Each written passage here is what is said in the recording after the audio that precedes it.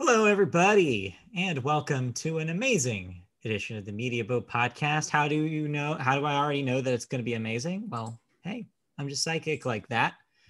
If you don't know what the Media Boat Podcast is, we are a podcast that's dedicated to news and thoughts about movies, television, video games, and music, not necessarily in that order. My name is Matt. His name is Mike. I'm Mike.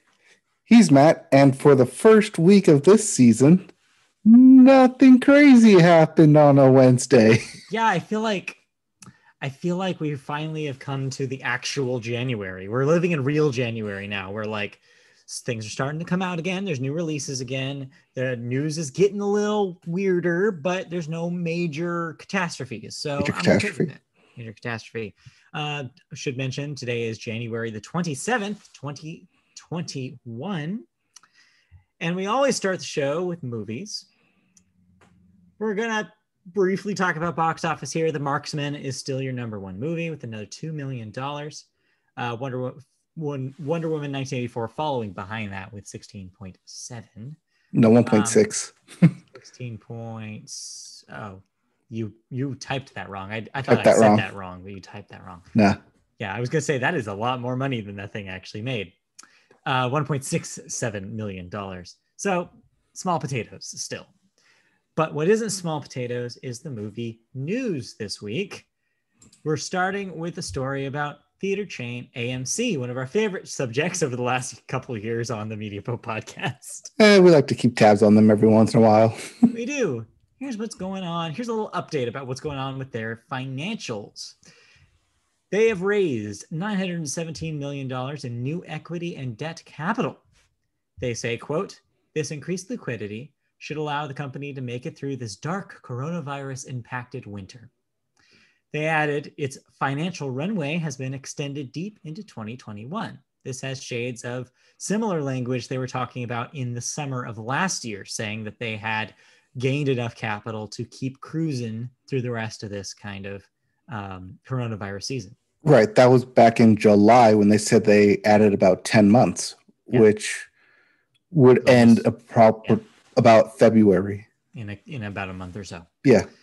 The company, so out of that $917 million, AMC has raised $506 million of equity from the issuance of 164.7 million new common shares, along with previously announced securing of $100 million of additional first lien debt, and the concurrent issuance of 22 million new common shares to convert 100, basically a bunch of financial jargon that, unless you're a Redditor post, we'll get to that later, poster, we'll get to that later with the video game story, you don't know what any of this means. It means that they're allowing new stocks to be purchased via the stock market. Yeah. So yeah, after securing, let me move back up. Adam Aron, two first names, AMC CEO and president, said, "Today is the sun is shining on AMC." After securing more, it sounds exactly like that too. After securing more than $1 billion of cash between April and November of 2020 through equity and debt raises, along with a modest amount of asset sales, sounds like it's not going to be modest for too much longer. We are proud to announce today that over this past 6 weeks, AMC has raised an additional $917 million capital infusion to bolster and solidify our liquidity and financial position. This means that any talk of imminent bankruptcy for AMC is completely off the table. So enough people poured enough money where they're going to keep cruising and they're no longer in danger of bankruptcy. They're also able to get an extended loan in order to make these payments. This does mean that they need to pay the loan back. Yeah. Once theaters get open, no words on that, details of when that loan will come due. I assume in a year, because they assume movie theaters should be pumping out money by then. We will see, I suppose. We'll see. This is mainly, we'll get to as you said, the stock market and gaming, because people were literally gaming the stock market. But yeah, AMC's not over yet. They're not declaring bankruptcy. They're not throwing in the towel just quite yet. Related to the thing you just mentioned and the story that we'll talk about in the video game section, AMC is likely the next target, sounds like, from Scuttlebutt. We're hearing about the Reddit stock insanity that's happening. But again, we'll get to that later in the show. But before we get to video games, our next story is about 20th Century Studios, the studio formerly in its own thing over at Fox, now under the Disney umbrella, of course. They're shaking up some releases due to the ongoing pandemic. So what?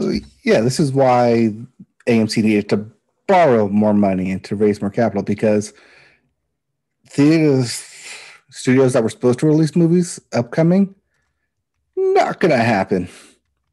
I mean, we've already talked about how HBO Max and Warner Brothers are doing day and date release for their films.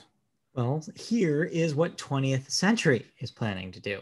Like every other studio, Disney is responding to the reality of the COVID-19 pandemic.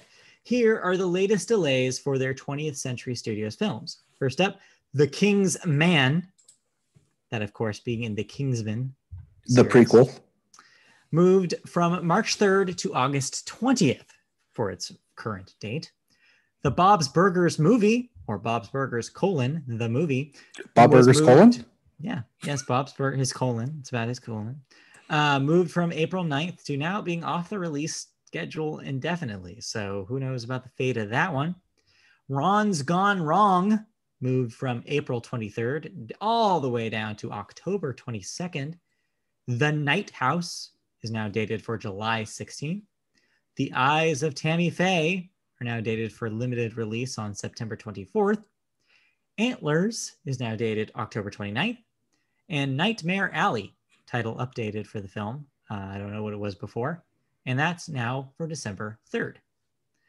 Elsewhere, Universal has announced that Nobody, starring Emmy winner Bob Odenkirk, will move back 2 months to April 2nd. Elsewhere again, Focus Features announced a new date for Edgar Wright's next film, Last Night in Soho, which shifts its planned wide release from April 23rd to October 22nd. So everything's getting pushed to the end of the year. Right. Notice how the earliest thing that got pushed was The Night House, which is now dated July 16th, being the earliest. A lot of these moved to fall and later release, August, September, and October, after summer movie season. Right. I don't think it's because they're worried about summer blockbusters. No. It's because there aren't going to be any movies in the summer. Right, because something changes. I mean, for what is currently listed for summer blockbusters, yeah, you kind of want to get out of the way for those. However, you also want people to be comfortable going back to a theater, which might not happen by the time summer comes around. The later, the better, if you're hedging your bets. And I mean, we'll get to hedging bets later in gaming. We'll get there already. We should have done a reverse show this week. Anyway, it would have actually been better payoff. But that's okay. Too late now. We'll just keep feeding these run bits till we actually get there. It's the weirdest story of the week, like by all, on all accounts. So yeah, we'll get there. But yeah, so yeah, nothing surprising here. Movies moving further and further back until people are comfortable seeing movies again. Speaking of being comfortable seeing movies again, did you watch any movies this week? I did. Okay. I watched Palm Springs. Again? Commentary. Oh. Which was released on Hulu, nice. Featuring Andy Samberg, Kristen Milotti, and the director and screenwriter. Cool. Very cool. Yeah. So I watched that because I like that kind of stuff where you get the behind the scenes of your favorite films. And seeing as that was one of our favorite films from the past year. I believe it was our favorite film of the past year, according to One Media Boat podcast. You can bet that I watched it. Yeah, turns out. Yep. Yeah, I'm going to have to check that out. But no 2021 releases going down. Not since Wonder Woman. But that being said, The Little Things will come out on HBO Max on Friday. Thanks. I'll be watching that. Okay, so we'll hear more. That's Denzel Washington Rami Malek, and one Jared Leto. Okay. Mm-hmm. Yes. Your mileage may vary on that last one. Yes. Very much so. All right. Well, in that case, without any movies to talk to, that means we can move right on into sports. And what a week in sports. Last comment in movies, though. Yes. The new trailer for Raya and the Last Dragon, right, where Disney came out, will be a day-and-date release in theaters and Disney Plus. Hallelujah. But will be premium subscription. No. $30. They finally did it. They finally did one that I actually want to see with the premium on it. Man. Right. But they did this as a day and date. Before with Mulan, it was just strictly streaming. Right. With Soul, it was streaming free. This is the third option in theaters and streaming premium model. All right. Well, we'll see when we get a little closer to that release, but I might pull the trigger for that one. I might pull the trigger on that too. Do that.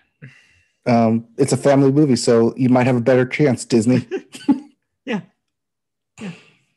All right. Now it is time for sports.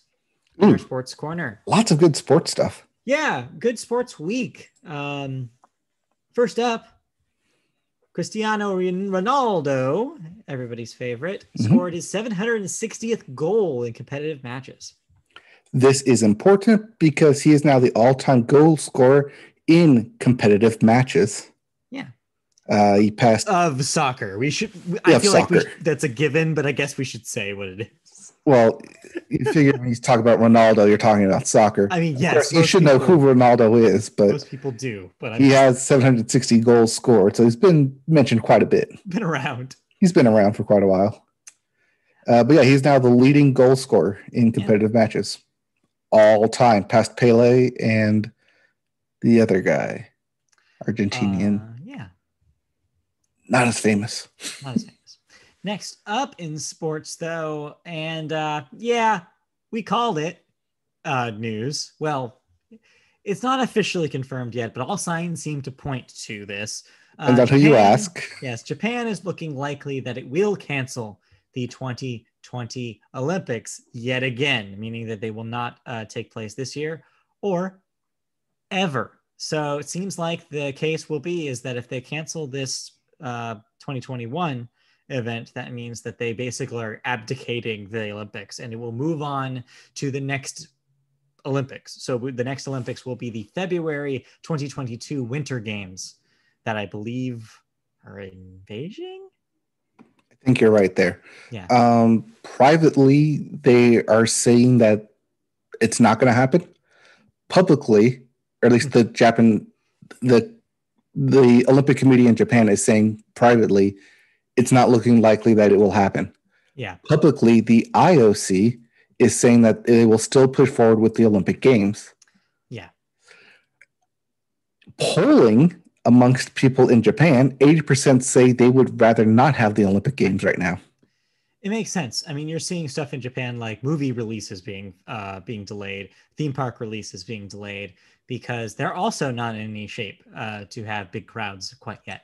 Not only that, they don't want people traveling to Japan bringing potential virus back to them. So it seems like the consensus is unless there is a miracle with vaccine count happening between now and the Olympics opening, then it is very unlikely that they will be able to vaccinate every athlete and every guest adequately before the Olympics proceed.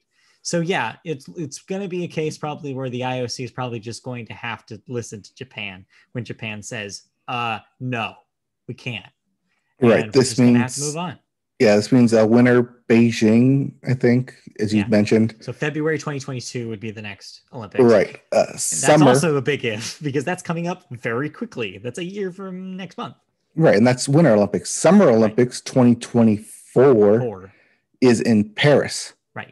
2028 is in Los Angeles. We'll see. Already announced. We'll see about that. It's already announced, though. So, which would mean the next possible date they could get it back is 2032. 2032. So yeah, it's up in the air right now. We will, of course, report more when there is official word. But yeah, all signs seem to pointing to that this is not going to happen this year, nor should it. So what does this mean for Mario and Sonic at the Olympic Games? Yes, it becomes probably a collectible at this point because it refers to an Olympics that never happened, which is great. In fact, yeah, I guess buy a copy of that right now and maybe hold on to it. Oh, I have a copy of it already. Oh, that's right. You do. I got it last year. I was looking to be valuable. Could be valuable someday. It's like, oh, the Olympics that didn't happen. It's hilarious because there's a lot of trivia in there expecting the Olympics to happen 60 years later, and it never did. And then nowhere is the game it going to be mentioned that it was canceled. So good. Well, that's exciting. I'm glad you have that. All right. But there's other sports news to get to. All right, let's get back stateside here. Most notably in football, because yes, the championship games happened last Sunday. And championship Sunday. Yep, and makes sense. And we have our Super Bowl teams. The Super Bowl, aka Super Bowl 55, will be between the Tampa Bay Buccaneers and the Kansas City Chiefs. So yes, unfortunately, yet another Tom Brady Super Bowl. This will be Tom Brady's 10th Super Bowl. Yeah. In 22 years. Yeah. I want to say, which means about right. Every other year, roughly, he's been in the Super Bowl. And you know what? It's felt like that. I feel like every time we get a year without a Tom Brady, he's back the next year because, like, of course he is. I mean, he didn't even have to stay on his team to be in the Super Bowl this time. He did it with a completely different team. Right. I mean, he's also won 7 of those 10. Right. Well, this will be a potential 8 out of 10. Well, that's the question, though. Potential. Do you think that the Chiefs could shut him out? I've been saying this a long time that Tampa Bay has no defense. Right. And this is evidence of them giving up 24, 28 points in each of the past 3 games. They get scored on very easy, not very easily, but they do get scored on. The score goes up. So if the Chiefs go hard, and the Chiefs can score fast. And they can Tyreek Hill is a fast man. So it's possible, is what you're saying. It's possible that if they keep the ball out of the hands of Tom Brady. That's the thing, though. Kansas City would have to break their own script and run the ball in order to eat the clock and get the ball out of Tom Brady's hands. Yeah. Which means you starve your wide receivers, which means that if they get the ball, they're going to try and house it every single time because they're not going to get a whole lot of passes. Yeah. I'm very excited to watch the one Super Bowl or the one football game I watch every year, which is the Super Bowl. I'm ready. I've got the TV for it this year. I'm ready. I'm going to have the ideal Super Bowl experience. Even though I can't go anywhere or do anything, I can watch it on a 4K television this year. I'll be able to listen to the Super Bowl properly this year because I installed surround sound speakers. Hell yeah, you did. Yeah. Christmas gift from the wife. Breaking news. My mother sent me a joke that I'm going to read because it has nothing to do with what we're talking about. But shout out to your mom. Shout out to my mom. Joke. I heard Sting was kidnapped. The police have no lead. That's a music joke. Should I save that for music section? Yes. Anyways, I'll respond to her later. Anyways. You should tell her if they should need to ask Roxanne. Yeah. She doesn't have to put on the red light. Anyway, that's not it for sports, though. We continue with sports. Only 22,000 fans will be allowed to be in attendance at the Super Bowl this year, with 7,500 of them being healthcare workers. Now, I see what they're trying to do here. Like, give the healthcare workers a reward for being on the front lines and working so hard. But also, putting healthcare workers in a situation where there is a crowd of people also doesn't seem like a great idea to me. Oh, yeah, I forgot the little asterisk here. Those are vaccinated healthcare workers. Ah, okay, there we go. You wanted to withhold that information so you could do exactly what you just did. Yes, the bit paid off. Right. Yeah. So thank you for setting that up. Also, every team in the NFL will be sending healthcare workers from their state, their city, to the Super Bowl with free tickets. All those healthcare workers are getting free tickets. Okay, cool. Most of them are coming from the Tampa Bay area because that's where Super Bowl is hosted, but they will also be representatives from every team in every city to be sent from the NFL. Okay. But they have to be vaccinated as part of it. So right, would make sense. Okay, lastly, in Super Bowl updates, Budweiser will be joining Pepsi and Coca-Cola in doing what we talked about last week, which is not running Super Bowl commercials and instead promoting vaccine awareness with their marketing dollars. So yeah, exactly what we talked about last week, same strategy. Yep. No Clydesdales. No Clydesdales. But that does mean we will get a lot of Bud Light Seltzer ads, though. Yeah, you'll probably see the pushes on the side brands. Yep, side brands will get the heavy push. Main brands will probably do one lumped ad saying, instead of like, we're donating this money to healthcare workers. Like, I mean, that's essentially what they should do is right. Super Bowl ad spot costs 30 seconds. We're doubling this or matching it or whatever something to like healthcare workers. Get that 30-second spot in right at the beginning and just say, okay, that's done. Brought to you by these brands. Yeah. And that'd be the one ad, I guess, if you want to say that. Because it is technically ad space. It technically is an ad, but yeah, it's not really marketing for them. So yeah, no, you're probably right. There'll probably be something like that. That's what they should do. Will they do it? I don't know, because I'm smarter than these people. So you're like, hire me. Clearly, I have these great ideas. So what day again is the Super Bowl? Is that not? That is not this Sunday. Week? It is the following Sunday, the 7th. The 7th of February. This upcoming Sunday is technically for the Pro Bowl. Right. But there will be no physical Pro Bowl. They will still do announcements on who made the Pro Bowl and then play a Madden Pro Bowl. Hell yeah. They will create teams with these players on each respective team. Yeah. Assign the head coaches and then virtually sim the Madden game. Nice. Yep. Looking forward to that. All right, moving on out of football and into baseball, or a lack thereof, because it was Hall of Fame time in the baseball season, but nobody was elected to the Hall of Fame. Oh boy, this has not happened. Yeah. Since 2013. Okay, that's not as far away as you would make me think, but yes. Well, before that, it was 1996. Right, it's not common. No, at least usually one person gets in, and usually there's also subcommittees of era of baseballs, which allow people to get in. But this year, nobody. I heard through the grapevine that one bloody sock man himself, Curt Schilling, was trying and was denied. Yes. I'll read the quote here. Yeah. Oh, you have a quote. All right. I have the quote from MLB website. Okay. Entering the day, 3 individuals had received votes on more than 70% of the publicly available ballots. Curt Schilling, Roger Clemens, and Barry Bonds. Do you see where this is going? Yeah. It's like no, and no.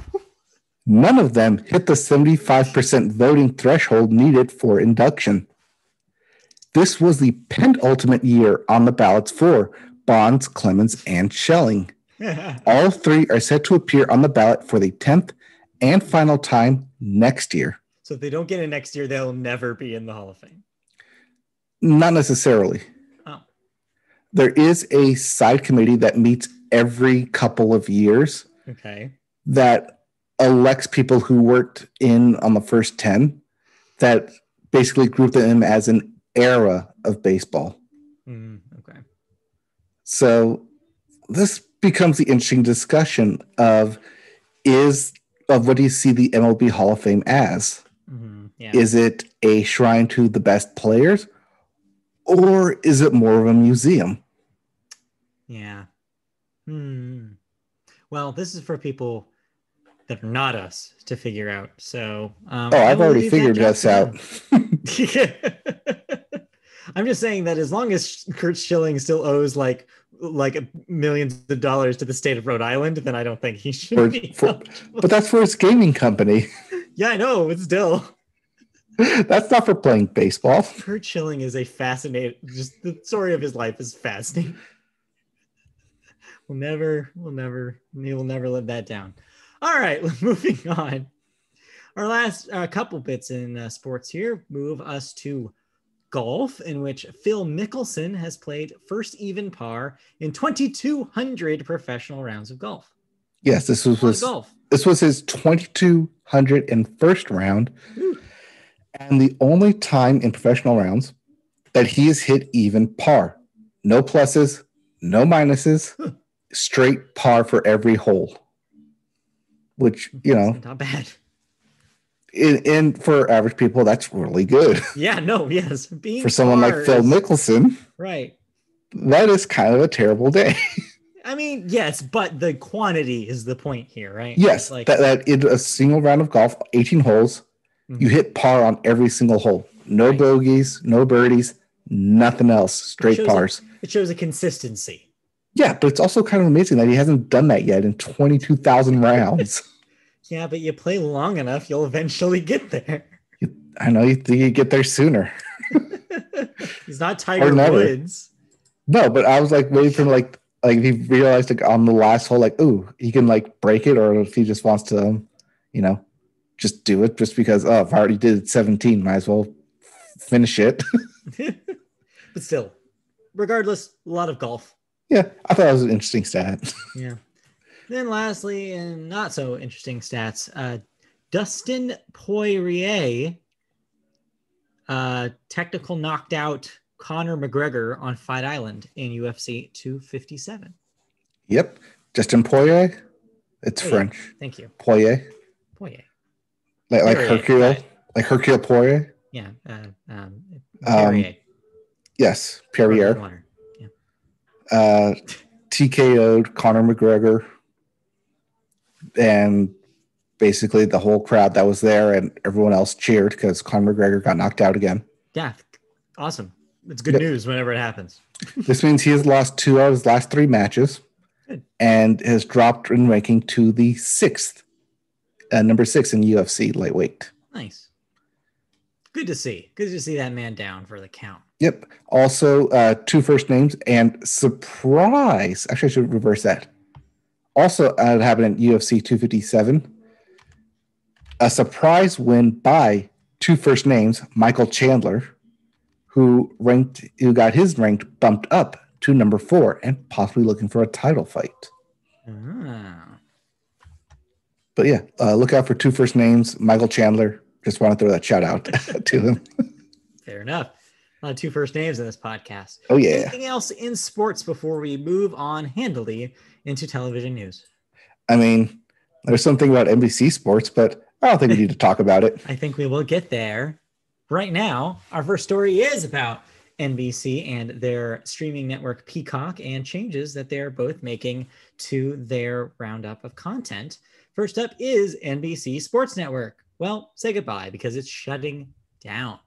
The network will stop operations by the end of 2021. NBC will be transferring its sports media rights, including hockey, NASCAR, and the Premier League, to USA Network, which is in its catalog of cable networks. Mm-hmm. This will not impact the NBC Sports regional networks, though, which include NBC Sports Boston, NBC Sports Philadelphia, NBC Sports Washington, Chicago, Bay Area, and Pacific Northwest. These regional sports networks operate as a separate business than the proper NBC Sports Network. The network took over NHL rights with a 10-year, $2 billion package back in 2011. The agreement runs through the current 2020 to 2021 season. That's expiring this year. And that will go away very soon. Yes, and as we reported that ESPN may be looking to buy that package. Right, so that makes sense. This is who they were waiting on. Mm-hmm.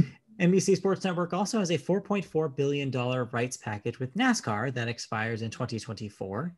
And coming up on its renewal option with European soccer Premier League rights, Europe's, worth roughly $1 billion. Meanwhile, Peacock, the streaming service, has struck a deal for exclusive rights to the WWE. A person familiar with the deal said it runs 5 years and is valued at more than $1 billion. Under the agreement, the WWE will shut down the WWE Network streaming service it owns in the United States in mid-March, and Peacock will then license all the programming, including the popular WrestleMania franchise, for its own platform. Older WWE events will also be archived in the Peacock platform as part of this deal. It'll be a replacement for the formerly known as the WWE Network. NBC Universal's USA Network is the television home of WWE shows already, such as Raw and NXT. NBC Universal, of course, is a unit of Comcast. I don't know why they're mentioned that in this story. The WWE's other big show, SmackDown, though, is on Fox, which is owned by its own company as well. Episodes of all 3 shows will be carried on Peacock, though, after the initial runs on a USA Fox because of the existing WWE network contract. So this was a lot of information, but basically, if you're a wrestling fan, you got to get Peacock. Well, let's back up first here. Mm-hmm. NBC Sports is shutting down. Right. No more hockey. They did Friday night rivalry hockey. Sad. Gone. They also did NASCAR, renting all the 3 or 4 previous races leading up to the big Sunday race, which would be on Fox. Those all now go to USA. Right. Reason being, USA has roughly 6 million more viewers, right, than current sports network. Yeah. So makes sense. You're getting additional viewers, and it's easier to find on your cable box. Right. But the real deal here is that they needed something to boost Peacock streaming, and they're betting on sports. It's smart, if you ask me. I think it's a good move. I think these things are all, they're not the biggest sports in the world. But they're passionate. And wrestling's barely a sport, but they're all got their, they're passionate fans, and they're all niche enough that combined, the power of them all combined is actually lucrative. Right. And if you want it, you need to go there, which is why a lot of people needed to go to the NBC Sports Network to want to watch their hockey games or whatever broadcast it was, usually you get your local broadcast, like we get ours on Prime Ticket and Fox Sports West. Mm-hmm. But if you wanted look games outside your market, you went there. Right. Now, if you get all of that on Peacock via streaming, that may be a better deal. I mean, that deal does expire, so we don't know what about hockey. But they have been doing a lot more of the Premier League on their live channels when they do go live. And getting all that pulled in with wrestling, which the day it was announced, which was Monday, Raw did a big announcement on it because I watched it waiting for them to say it. Say it. And then when I looked on Peacock that night on Monday, they had a lot of wrestling content already up there. The deal moved fast. Mm-hmm. Of course, there's also probably in the works. So it's like, okay, here's the streaming set that you need. It's ready to go when you make the announcement. But yeah, WWE Network is going away. It's sad. I don't know. Depends how well Peacock merges it in with its own stuff.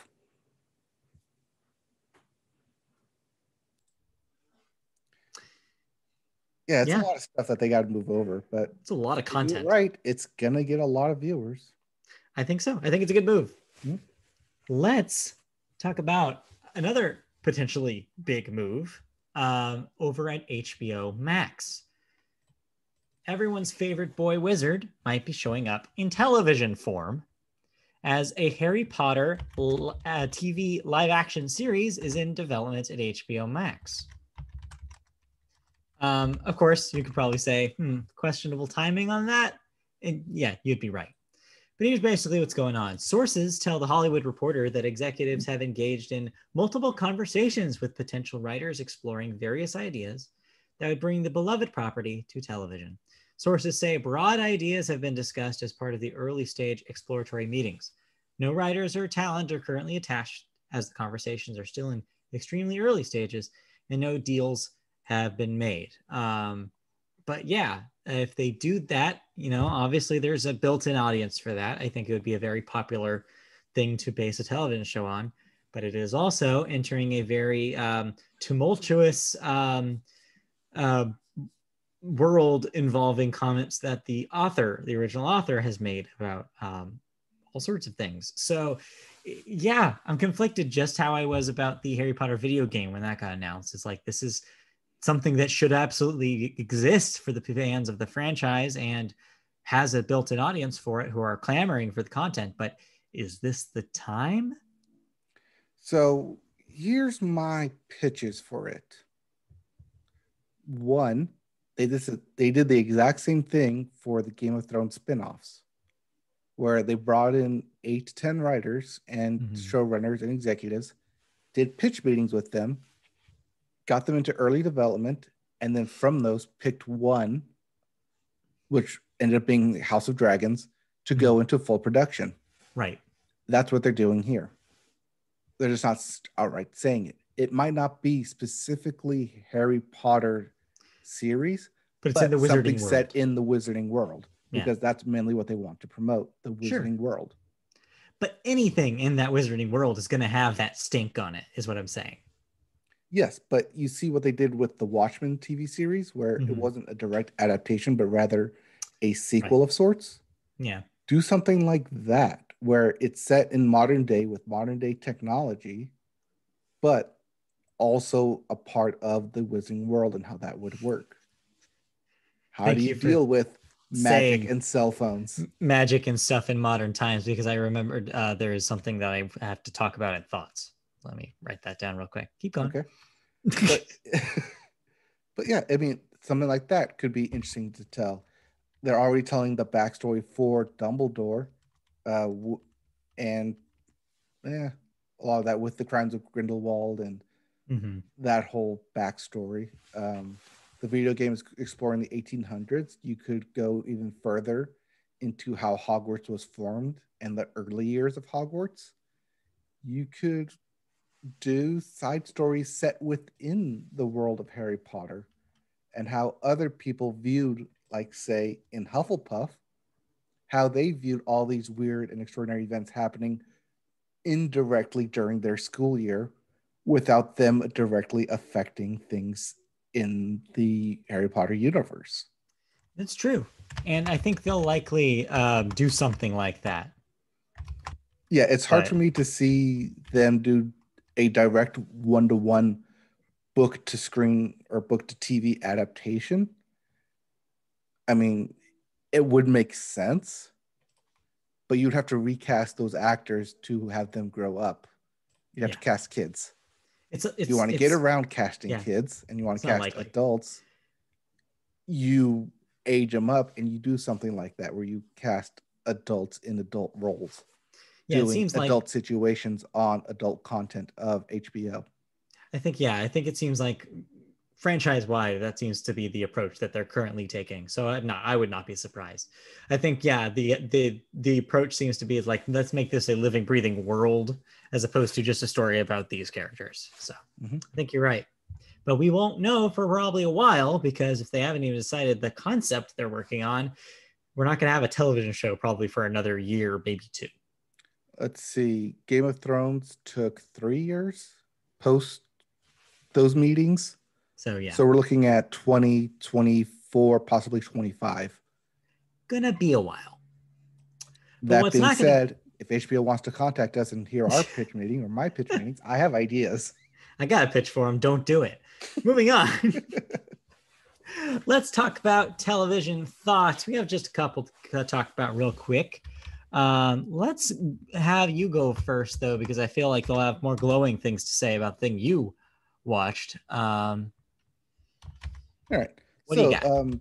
Disney Plus released Pixar Popcorn, which is Pixar shorts. 1 minute in length roughly for the new directors and kind of one-offs for their internal development team.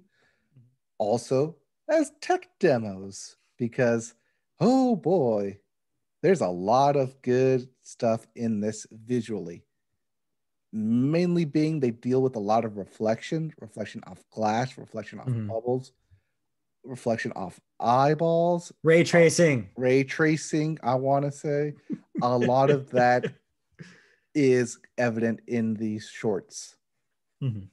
That being said, they are very short and they're very demo-y, meaning they're not very dialogue heavy. I think there's a total of 10 lines throughout the 10 different shorts. And a lot of that goes to Key and Peele doing their bunny ducky bits. And that's it. Okay. So it feels a lot like those first director kind of short things where, yeah, we want to grow and foster talent within our company. So here we do something with these characters that we know and love, but also here's the limited grunt and unks and B-roll dialogue that we have that you can work with, because we're not paying the actors to come in to say new dialogue lines. Right. Create a silent short, essentially. And most of them are silent shorts. Okay. Like I said, with the exception of the Key and Peele coming in, and I don't know if they did it themselves or if it was just excess dialogue that they had to work with. It's fine. It's They're fine. all Yeah, quick. for what it does. If you run them back to back, I think it's 25 minutes in length total. Oh, okay. I could probably knock those out tonight. Actually, I might do that. Okay. It's give you that option at the back end of Disney Plus, but yeah, they're fine. Yeah. Okay. Pixar does new stuff with the intros every time with different popcorn because it's Pixar popcorn. Right. So it looks like they're trying to do a lot of stuff, and basically this is their first instances of touching. Let's try this. Let's try that. Let's try this. Let's try that. So it's good for like those kind of like animated tech demos, not so much for storytelling and like furthering any type of actual plot that you want. But it's kind of those other things where like it's fun to see the characters in a normal environment doing something. Yeah. Cool. Yeah, it's fine. Check it out. Disney Plus.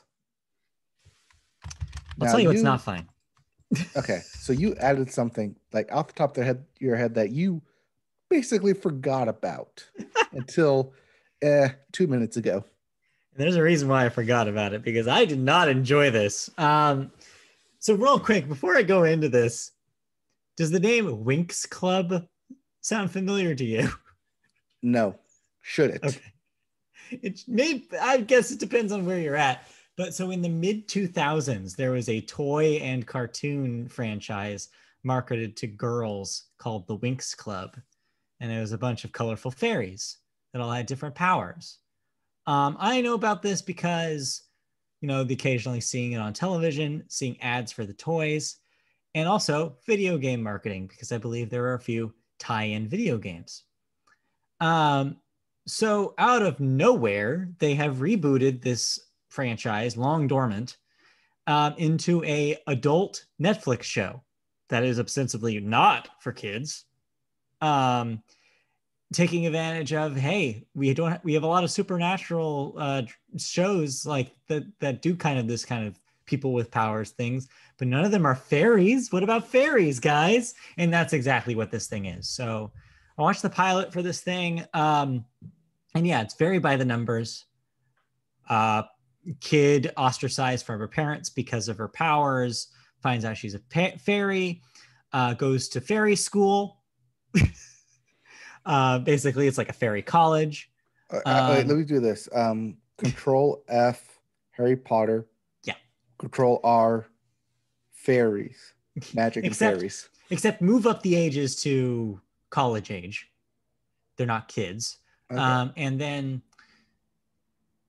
the powers are like seem very arbitrary, where she just happens to have fire powers for no clear reason. The other girls that she knows, like one has like plant powers, one has water powers. It's like they're all kind of upset. So maybe she's born with it. Yeah, maybe she's born with that. There's talk about like the lineage and how like, oh, if you're born to parents with powers, you will get powers. But she doesn't think her parents are normal humans. How did she get her powers? So basically, it's very by the numbers, very predictable kind of show. My parents lied to me my whole life. Oh, I'm a this, and I didn't even know the whole time. Yeah, it's very much that. And of course, there's drama with the girls. They have to live with each other in the dorms. So there's like, like, oh, she's so like, she always has her headphones on. She doesn't listen to me. I'm the nice one, and stuff like that. And it's very, very predictable. And yeah, not my thing at all. So we watched the pilot.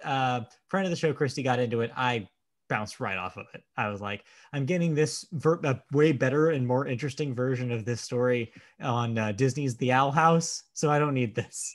So you can't tell me if our protagonist is the chosen one or not? Don't know that yet, but it does seem like signs could go that way because she's special. It's already established that she's more specialer than the other girls. She can break the curse of the school. Something like that. Or she's connected to the bad things that have been happening, because of course she is. There's literally a line where one of the dudes that works at the school says, wow, I think these things are connected. And I hit my head and I was like, I can't believe a character just said in the pilot that he thinks these things are connected. Episode. Talking about the big like background lore and the main character of the show. And I'm like, of course they are. So it's super pulpy. If I ever come across that in real life, I will forever call that person protag. Yeah. So yeah, needless to say, I think a lot of people are going to like it because it's exactly what you think it is. If you like that kind of like people with powers, light drama stuff where stuff explodes and people argue with each other, and it's that kind of thing, and there's magic, and I don't know, it's not my thing, but it exists, and it's weird that they brought back such a weird old franchise back from the dead. So, and it's weird that they would up their ages too. It makes sense, though, if you're making a TVMA rated Netflix show, that you would want them to, I don't know, have romantic prospects, that you kind of have to raise their ages. Okay. If that's the show that you want to write. All right. But yeah, I didn't think it was very good. Well, let's move on. Did you watch Call Me Cat yet? No, I told you I watched that stuff off the podcast a couple of weeks ago, so we didn't need to talk about it. But yeah. Okay. Also sucks. Moving on. All right. Unless you have any other shows to talk about before we move on. 911 continues to be uber ridiculous and over the top. Mm-hmm. That's pretty much it. Okay. Sports, Super Bowl. Yep, Coming soon to a TV near you. But in the meantime, we usually have cancellations, renewals to tell you about things that are canceled or things that are renewals. But this week, there's just renewals, no cancellations. So let's get into it. First up, Eli Roth's History of Horror will be getting a third season on AMC. The Weakest Link, the current iteration, that's Jane Lynch, right? Yes, the reboot. Is getting a second season on NBC. Tehran will be getting a second season on Apple TV Plus. The Blacklist will be getting a 9th season on NBC. That's 5 more than it should. Yeah. I Can See Your Voice will be getting a second season on Fox. The Bold Type, its 5th season will be its last on Freeform. And Love Island will be getting a 3rd season on CBS, the American version of the British show. Yes, that 3rd season will go to an actual island this time instead of the previous seasons just taking place in Las Vegas. I mean, yeah, you have to go to an island at this point. Mm-hmm. Steer clear all the disease. Next up, we have deaths. We have a few, a couple ones to get through here. Well, actually more than a couple. Some big names this week, unfortunately. First up, Baseball legend Hammer Hank Aaron, age 86, Hall of Fame baseball player, played for the Braves and the Brewers, and civil rights activist. Aaron holds the MLB records for most career runs batted in RBIs, 2297, extra base hits, 1477, total bases, 6,856. Aaron is also in the top 5 for career hits, 3,771, and runs at 2,174. He is only one of 4 players to have at least 17 seasons with 150 or more hits. Aaron is in second place in home runs at 755 and at bats, 12,364, and in third place in games played at a total of 3,298. So it is of note that for those career. last 3 records, he held the top spot for all those records. Yeah. Until they were broken after him. Right. It's just, when you see it in numbers like that, it's just an incredible run in baseball. So, when any infographic you see will just have Hank, for MLB, will have Hank Aaron at the top in pretty much every category. He was that good. Right. And civil rights activist as well, off the field and in his post-career. Just an overall good guy. It's a sad one to be missed. Yeah. Also sad in the television world was the loss of Larry King this week, age 87, a Hall of Fame broadcaster, of course, of Larry King Live, Larry King Now, Politicking with Larry King, and countless appearances, whether cameo appearances in scripted shows or interview shows. Just the man was a television legend who was a force for years and years and years, decades on TV, that you could be guaranteed to see him interviewing whatever the people on everybody's minds were at the moment. Him and his suspenders. Yes. Classic look, classic delivery. He will definitely be remembered as one of those television legends for sure. Also this week, George Armstrong, age 90, a Hall of Fame hockey player for the Maple Leafs, part of the Stanley Cup champion team in 1962, 63, 64, and 67. One of the few hockey players to perform the hat trick of Stanley Cup champions. Wow. In which that ring that he's on was recently retired as they move the rings down for newer players. The bottom one always gets retired. So that one was just retired. Okay. And then lastly, Cloris Leachman, age 94, actress on The Mary Tyler Moore Show, Young Frankenstein, among others. Oscar winner back in 1971. So yeah, some big names. But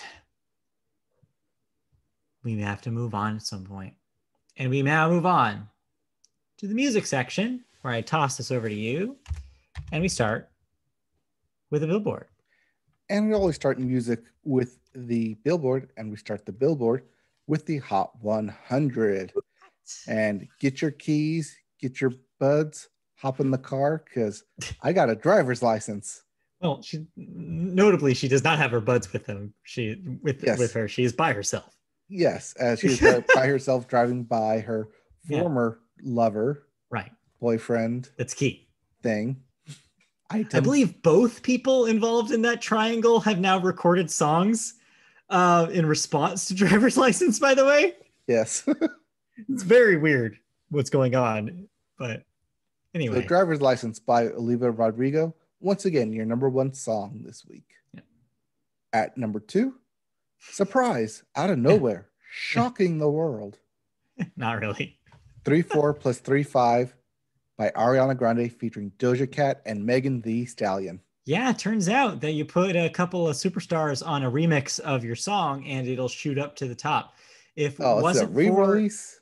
Yeah, it's a remix. Oh, it's not the original because Doja Cat and Megan Thee Stallion aren't on the record version. Right. No, this is the remix, and it would have been number 1 if it wasn't for the continued strength of Driver's License. Boo on the remix. Well. At 3, Mood by 24 Golden featuring Ian Dior. At 4, Blinding Lights by the Super Bowl halftime show The Weeknd. Yeah. And at number 5, Positions by Ariana Grande. That's 2 in the top 5 for Ariana this week. Ariana. As for your albums chart, your Billboard 200, your number 1 album is Dangerous, the double album by Morgan Wallen. Second week at number 1. At number 2, Shoot for the Stars, Aim for the Moon by Pop Smoke. At 3, The Good Times and the Bad Ones by Why Don't We? Yes. Why don't we? At 4, Evermore by Taylor Swift. And at 5, Positions by Ariana Grande. No, that is not a typo. That is the album Positions at number 5, along with the single Positions at number 5. If you didn't like any of those albums, we have new releases. We do. We have Revolutionary Love by Annie DiFranco, On All Fours by Goat Girl, Sound Ancestors by Madlib, Vertigo Days by No Twist, and Okay Human by Weezer. Yes, that Weezer. Yeah, this was kind of a surprise announcement, more or less, a couple weeks ago that they said they were going to put out a record at the end of the month. And here it is. Oh, well, I mean, this would be the end of the month. So congratulations. You kept your word. Unlike some people. Looking at you, Kanye. Yeah, all bets are off with that guy. All right, let's get into some music news, shall we? Let's. Not a strong week, just a heads up. All right, fine. Spoil it for me. You were complaining about these stories before we started recording, just saying. Yes, but what I do off podcast and on podcast are two different things. Fair enough. All right, let's start with Sub Pop Records, which has opened a new retail store in Seattle's South Lake Union neighborhood. The flagship location, located at 2130 7th Avenue, sells shirts, hats, hoodies, various knickknacks, trinkets, and objects d'art, according to an announcement, as well as actual vinyl LP copies, records, of every Hardly Art and Sub Pop release currently in print. The new location follows the Sub Pop Airport store, which opened in 2014. Sub Pop, which launched in 1988 with early releases by Nirvana, Mudhoney, and Soundgarden, is currently home to such acts as the Postal Service, Father John Misty, John Father Misty, Misty Father John, and John and Father Misty John, Beach House, and Wolf Parade, among others. Said the label's co-founder / president, Jonathan Ponman, quote, "This is Sub Pop's flagship store. It's long on goodies and short on hours, so beat the rush. We mean to represent these artists as faithfully and diligently as possible and hold out hope that this is enough for us to remain solvent in the face of the well-documented collapse of the music industry at large.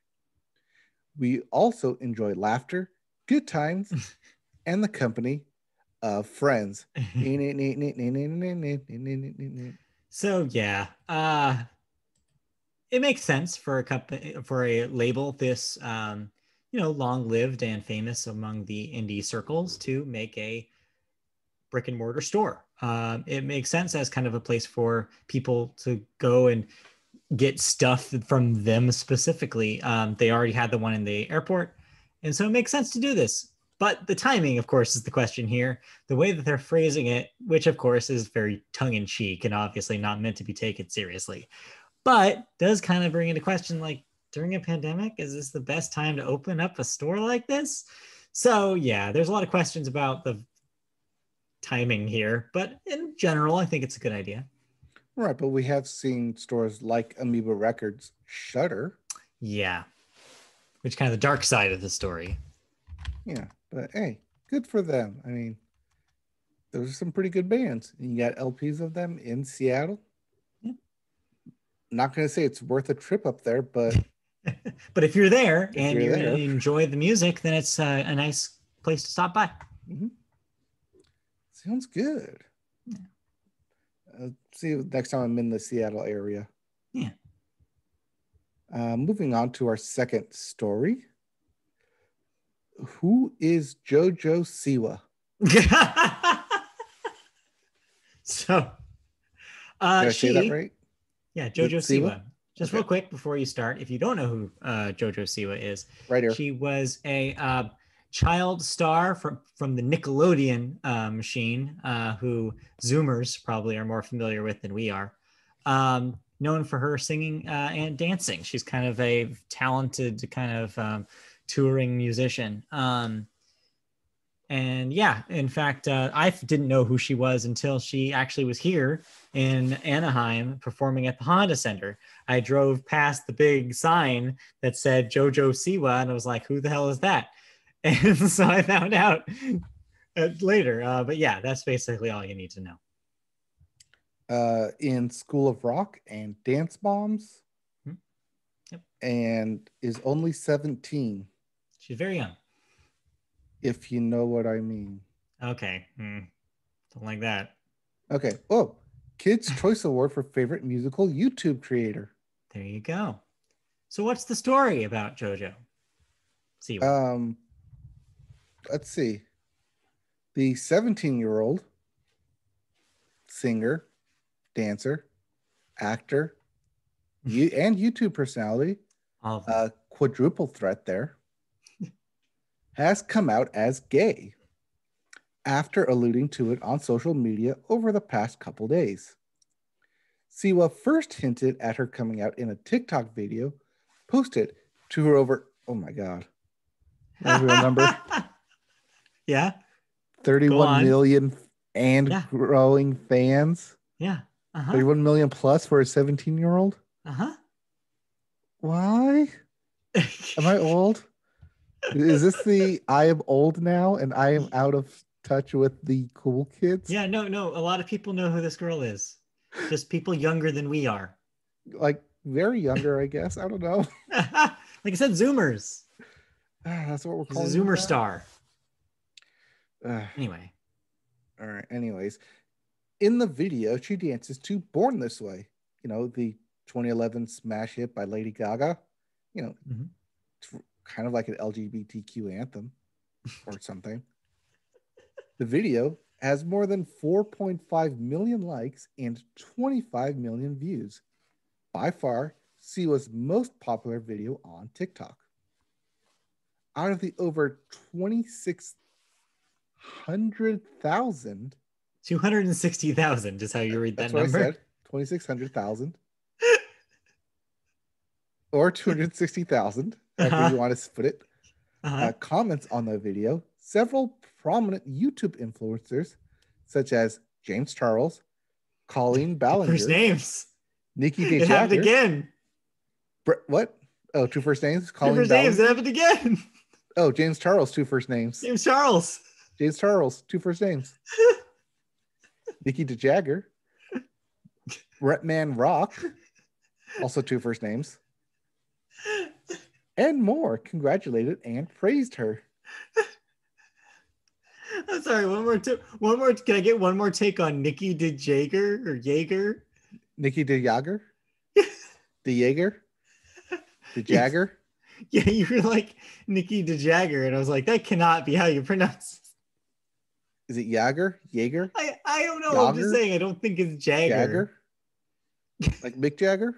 That has two G's. Anyway, so yeah, congratulations for being who you are, JoJo Siwa. Let's move on. You any thoughts about television? Or wait, I have more thoughts on JoJo Siwa. Music. Sorry. Yes, I have a thought. What has JoJo Siwa put out musically? I don't know. Cool. You found this story in music? Yeah, because it's been going around. I knew who she was. I just don't know her music. Sorry. All right. So Let's that's for move all you young on. kids. See, we're cool. We're in the know. We're hip. So cool. All right. Did you listen to anything? No. Moving on. Okay, moving on to video games. Let's get to it. This is the meat right here. All right. This is what we've been waiting for and what we want to talk about. Yeah. All right. But first, new releases. Yeah. The Yakuza Remastered Collection for the Xbox One and PC. Yakuza. That's what I said. Yakuza. We also have The Medium for Xbox Series X and PC. Personally, I'm holding out for the large. I'm personally holding out for the child size, which is roughly the size of a child. Roughly. My favorite Parks and Rec joke. Yeah. Yeah. That's really good. We also have Re:0 dash starting life in another world, colon, the prophecy of the throne. Because there has to be at least one really weird title every week. For the PS4, the Switch, and the PC. We also have Gods Will Fall for the PS4, Xbox One, Switch, and PC. Crucially, this is a different game than Godfall. Don't be confused when you go to the store and buy it. I mean, you probably don't want either of those games, but maybe. I wonder how much back and forth they had to go over with who gets what name. Yeah. And lastly, we have Wise X, Monstrum Nox. It's East. I know, it's East 9. Yeah. East 9, Monstrum Nox for the PS4. Whew, what a week. Lots of colons everywhere. Speaking of colons, yes, video game bits. Okay, I don't know what that has to do with colons. Maybe if I eat the bits, it'll go into my colon. No, I mean, the first one's about Activision, so I figure that's colonoscopy. But yes, there's so much happening in video games this week. We had to put them in the bits. All right, so there were two main stories out of all this. Yeah. But you want to throw in everything else as well? But I wanted to throw in everything else. I want to throw in everything else as There's well. There's important things happening. The kitchen sink, that is game Kitchen sink. The bits. Yeah, the bits. Let's talk about them. All right. Activision merges Tony Hawk developer Vicarious Visions into Blizzard. Yeah, Vicarious Visions, a long tenured Activision studio known for having their hands in all sorts of different franchises, but most recently developed the well-received and critically acclaimed remakes of Tony Hawk 1 and 2. But yeah, they're getting folded completely into Blizzard to assist with Blizzard projects there, which means they're Vicarious Visions we knew as a studio no longer exists. Is this the same Vicarious Visions that did the other remakes for Spyro and Crash Bandicoot? I believe they did have head development on that Crash game. The Spyro, I'm not sure, but I would assume. But yeah, no, they've been showing off their proficiency. Their reboot remaster skills. The rumor is that the thing that they're being tasked to do at Blizzard is a remake of Diablo 2. Oh, the one everyone likes? The one that everybody liked, yeah. Questionable if you ask me, considering that they're trying to sell Diablo 4 at some point. So and Diablo 3 came out for the PS3 or PS4. I don't know. We'll see. In a while. We'll see what happens. But yeah, it's kind of sad, but I guess kind of exciting to get some good talent over in Blizzard. But yeah, it's a weird story. All right, I forget. Do we like Blizzard or not like Blizzard? I think we're in the no camp, right? They've had some real rough years lately, and talent keeps hemorrhaging out of them. So I don't think it's a question of whether we like them or not. It's a question of, are they the same Blizzard they used to be? And it seems like that answer to that question is no. All right. Well, speaking of future games, Lord of the Rings, Gollum, delayed to 2020. Yeah, I didn't even know this existed until this news hit. I guess they're making a Lord of the Rings game about Gollum. Makes sense. Might as well milk that money. Yeah. There's an Animal Crossing update coming tomorrow. Yeah. The 28th. What does this entail? It's like a new holiday that they've introduced to the game. I don't remember what it's called, but yeah, they're just placing a holiday into the end of January. Nice. Yeah. Konami is restructuring internal teams, but not closing its game studios. Yeah, when they first announced that they were restructuring, they had said something along the lines of this, like one of their studios that was straight up named like their game studio was being basically folded. So people initially were like, oh no, like it's real, like Konami's not making video games anymore. But they went on to clarify that no, there's still going to be this, like game studios will still exist. It's just that one is going to be restructured. So ended up being a big thing for basically nothing, but this confirms that Konami will maybe make a video game again someday. Like Konami official and not like any of their subsidiary. Yeah, studios. We'll see what happens, but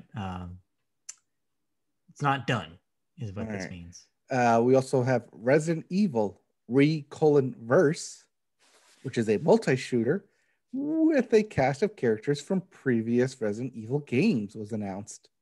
Yeah, so is this a Reverse or Reverse? Resident Evil Verse. Versus. Either way, I guess. Because yeah, this was announced alongside of some more news about the upcoming Resident Evil Village. And yeah, it's yet another stab at a multiplayer Resident Evil game. I feel like every time they've tried this, no one's cared. So I feel like it's just going to be another version of that. Especially if you're going to try and bump it up against a sequel that people want to play, Resident Evil Village. So yeah, this will come free with purchase of Village. Which, if you want to purchase Village, the demo is currently up on the PS5. Yes. With the game expected to release in May of this year. Yeah. Again, I say expected to release because who knows if it'll make it.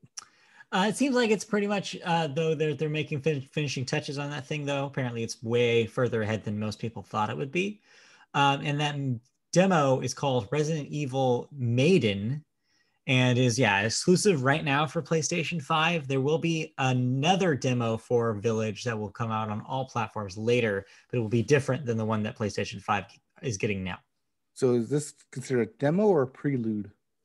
It's considered a demo, but it's outside of the realm of the game. It involves some of the same characters and some of the mechanics are the same. The way that they put it was it introduces you to a lot of the concepts that will be at play in Village, but does not necessarily contain content from Village. So it's Metal Gear 5 Prologue. Yeah, it's like that. Yeah.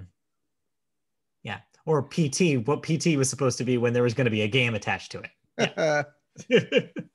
All right. And lastly, they did something similar with 7 before that game released. Okay. And lastly, regarding PlayStation, the free PS Plus games for February are announced. Yeah. Concrete Genie, Destruction All-Stars for the PS5, and Control: Ultimate Edition. Glad I didn't buy that for the Switch. Yeah, this is kind of a big deal considering Concrete Genie was one of the few exclusive PlayStation 4 games last year. Mm-hmm. Control, the Ultimate Edition, is the version that plays better on the newer consoles and includes the DLC. And that will be, even though it's not clarified, that both the PS4 version and the PS5 version. But then if you have a PS5, you can get on board early with Destruction All-Stars, which is one of the games that they showed off at one of the PlayStation showcases for the PS5 last year. Right. You can also purchase these using your PlayStation Plus account, mm-hmm. and then download them later when you actually get a PS. Just make sure that you're in your library by the end of the month. Right. All right. And that's it for, nope, that's not it for video game news. No, it's not. We got a couple of big stories to talk about here. Yep. First one being Microsoft announces a price hike. And then the internet freaked out. Mm-hmm. So Microsoft reversed position. This is my favorite story from the past week. Okay, it wasn't my favorite story. Okay, that's sure. The next one I know what you mean. Is the favorite story. The shit show was your favorite story. Obviously. So here's basically the events here. I just like this because it deals with Microsoft kind of putting its own foot in its mouth and shooting itself in the face. Though when you break it down, it actually makes some sense what they're trying to do here. But okay, here's basically what's happened. So the thing that they announced that they were intending on doing was they were going to raise the price of the 1 month and 6 month cards that renew your Xbox Live Gold membership. I want to be as specific as possible here because the annual Xbox Live Gold subscription was phased out last year. They stopped selling those cards completely, and it's no longer an option digitally either. There's no classically to do a year's worth of Xbox Live Gold anymore. The idea being they wanted to convert people over to Xbox Game Pass Ultimate, which includes live subscription in its monthly fee. Right, which we had talked about last year when they made this move, when they decided to phase them out. But what Microsoft realized is that there are a lot of existing Microsoft or Xbox customers who never did the annual subscription. Instead, they would periodically get cards for upping months or 6 months because those would often go on sale, or you often would find good deals for those smaller increments. I had a friend who did this, and that's how they continued their Xbox Live membership, was just by these little small increments and just gathering a mountain of them and just having Xbox Live for forever. Right. You can also get them from birthdays and Christmas gifts, and they're just easy to just like drop into your stockings. And sometimes they're included in games. Sometimes they're included in console purchases. And so, you just let them pile up basically. So Microsoft was targeting those consumers with this price hike. The reason why the internet freaked out, though, is because the amount they increased it. They were increasing the 6 month card specifically to $60, which was the former price of the annual subscription. So you're basically looking at half the time, the subscription time for that you would have gotten previously for the same price. Not a good look, especially for a company whose whole deal right now is talking about flexibility and accessibility for anybody who wants to play their games. Like, the very ethos of Game Pass is, here's a very low rate for 1 billion games to play. This is the opposite of that, especially considering that this was an ecosystem that up until yesterday required you to subscribe to Xbox Live Gold in order to play free-to-play games like Fortnite. So by the end of the day, Microsoft reversed the decision thanks to the backlash. Not only did that, but also said, hey, also free-to-play games? Yeah, you don't need gold anymore. You can just play them. And voila. Right. I mean, much like with the PlayStation Plus, you needed a PlayStation Plus to play online multiplayer. Yeah. Same but Xbox Live. Sony, unlike Microsoft, had made an exception for free-to-play games. Right. That you could still do free-to-play games without it. Right. But now there's parity, at least for those consoles. But the question still lies: why does Xbox Live Gold exist at all when you have an ecosystem on the PC where you can play all those games online for free? I mean, they want people to go to Ultimate. When the Xbox Series S was announced, we looked at it as the Game Pass machine, the thing you play it on. Maybe things aren't going so well for them. Ooh, Xbox, are you in trouble? I don't think that's what it is. I think that the angle I think they were going for is, the more that they try to push people off of getting those cards, the more likely they are to sign up for Xbox Game Pass Ultimate. They want people to leave the gold system completely behind. They want Game Pass subscribers. I feel like this is a fast food tactic or something where the small portions you normally get either smaller portions or too much of the price. So you end up buying the regular combo anyways. Yeah. Because the price you used to buy no longer is a good deal. Right. It's exactly that. It's exactly that. It's like, let's try to put as much value in the thing we want people to buy, so that way there's no reason for them to get the small a la carte option. And let's just pump that up to make it look even worse. But the problem doing that so brazenly is that the internet is going to call you on your shit every single time. And sure enough, that's what happened. I mean, yeah, internet calls everyone on all their shit. Yeah, for better. Speaking of the internet calling shit on everybody. Oh boy, yeah, this thing. All right, so this story is of the week. Last story, but it's also the big story. If you have any money and are not investing it in the stock market, one, congratulations. That is a volatile market. Yeah. How volatile is it, you ask? I hear you through the speakers. Mm-hmm. So the stock market, or as one person has been quoted to saying it, the economy. Stonks. Kind of blew up over the past week. Yeah. As the Reddit forum, Wall Street Bets, and a bunch of stock amateurs decided to inflate GameStop's prices to record high. How high, you ask? Last year at this time, GameStop traded for about $3 to $4 per stock. Mm-hmm. Today, or maybe it was yesterday, it hit $350 per stock. That's a 10,000 percent bump. Why? What did GameStop do differently? Did they hire a new CEO? Did they open more locations? Did they raise prices? Did they have a new invention? Did some miracle up Mount High of GameStop employees or corporate decide that, hey, we have this crazy new thing that people all of a sudden want?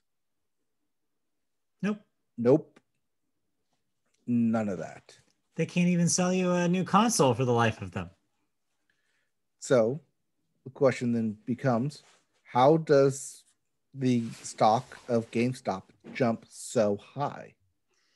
And it's because of the collective action of a bunch of idiots over at Reddit. Okay. Throw the quotes around idiots here, because they're not the ones who originally held said stock. Yeah. So as we've noted on this podcast and frequently on this podcast, that GameStop, one, is a publicly traded company, and two, has been in some financial trouble over the past couple of years. Yeah. Meaning they can't get people to come into their stores, meaning they can't get people to buy their games. At one point, we had a CEO for a grand total of 4 months before he left the company, saying, I can't take it anymore. Get me out of here. So needless to say, the company that is GameStop was flailing. You keep calling it GameStop, which is really funny. It is GameStop. Because that's how they're making their money right now. GameStop. So yeah, it's basically it's worth pennies on the dollar. Like, you can give your kid lunch money and he can go buy GameStop. GameStop stock. GameStop and GameStop. I'm just gonna keep calling it GameStop. GameStop 99. Anyways, CEOs, or was it? No, it was CEOs. It was a hedge fund company decided to short the stock of GameStop because they were worth nothing. You just buy short and then you sell it whatever it's at. So basically means you buy at $3, and then whatever it is in 3 months, that's what you sell it at. Well, those 3 months came in January, roughly this week. So in order to drive up the price of those stocks, a bunch of people on the internet decided to buy said stocks in order to drive up the price of the stock. Meaning, when those hedge fund managers were forced to sell the stock, they had to sell it at its current price, whatever it's at. Meaning, what was purchased for $3, you had to sell for $350. That's how the stock market works. Yeah. And that's how you have multi-millionaires or multiple millionaires, rather, seemingly over a week just emerge. Yeah. So this story has been weird because not only because of the idea that a bunch of idiots at Reddit can do something like this, but it's also been fun to watch the people who think that the stock market is this really important, sacred thing that shouldn't be messed with come out of the woodwork this week freaking out. It's been really, really funny to watch these rich people be like, oh, this isn't supposed to be how it goes. And it's like, well, yeah, no, you're just upset because other people are manipulating it instead of you. Right. Billionaires are crying that, oh no, I lost money when I took a risk and it didn't pay out. Right. Shocker. Pay the consequences. Also, I don't expect a bailout because this is how the stock market is played. This is the free market that you're playing with. You let it be. That being said, though, was revealed today that the current administration is looking into this. They're curious about what's going on. Whether anything will come out of it, who knows? The additional thing is that GameStop is not the only one that these Redditors are interested in. There are other companies in their sites, including the aforementioned AMC theaters, which is why I mentioned this at the top of the podcast. Yes, because as we said, AMC theaters stock is $10, $12. They had to sell a lot of those shares. They had to buy more liquidity in order to stay afloat. Mm-hmm. They are looking to purchase those said shares to have a majority stake in AMC in order to sell it when AMC company eventually buys them back to retain control of said company. Right. Also, they also need to pay back that loan eventually, as I mentioned at the top of the podcast. It's going to be interesting if what's supposed to be reading trades and private information in the days of the internet where anything can be public on a forum and people talk in deals, because you're no longer 10 people in a room trying to figure out a stock. You're thousands upon hundreds of thousands upon possibly millions of people reading about these potential stocks and gaining into the system because you as a collective outnumber those on Wall Street making these bets, making these trades. And so, yes, the FCC, no, not the FCC, NASDAQ has come out and said that people should not be allowed to talk about trades in a public forum online, which is not based in any truth at all. No, it's not. Nothing stops you from doing that. No, but but other companies have come out to poke at what's the company, Robinhood, and say that if you are going to day trade, you need $25,000 in capital in order to do it. Yeah. Which, okay, fair. You do probably need some type of capital to, if something like this does happen, able to pay back stuff. But Robinhood offers free stock when you sign up. That's not a promotion. That's just what they say. But also what they're doing here is very different from just like regular investment. I do want to make that clear that what the Redditors are doing is laser targeted, whereas the average person is going to invest in a lot of things. Sometimes they're going to invest in things that they don't even know what it is because they obfuscate it in the app. Robinhood does something like this. The one that I subscribe to, Acorns, does that. I have bonds and stuff that I don't know what they are because they don't tell me, they don't surface it. They just say, hey, we put your money somewhere. Right. They lump it together. That's what a hedge fund is. Right. So it's all everyone's money lumped together to raise more money from said money. Right. So and what when I'm they trying make a return on it, the hedge fund capital gets a percentage of that return.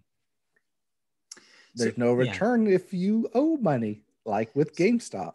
So what I'm trying to say basically is that they're coming up with arbitrary rules because they figured out that there were loopholes in their thing. And now all of a sudden that they care about it.